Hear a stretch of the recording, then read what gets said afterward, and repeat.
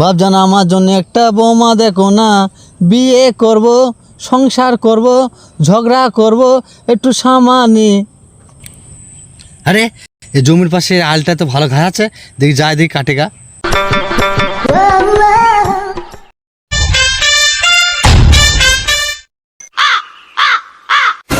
আরে আবার তো আমার জমিতে ঘাস কাটছি রে, এত বইলি তো কথা শুনে না।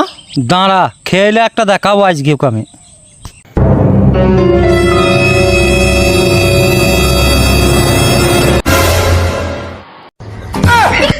ওরে মা রে,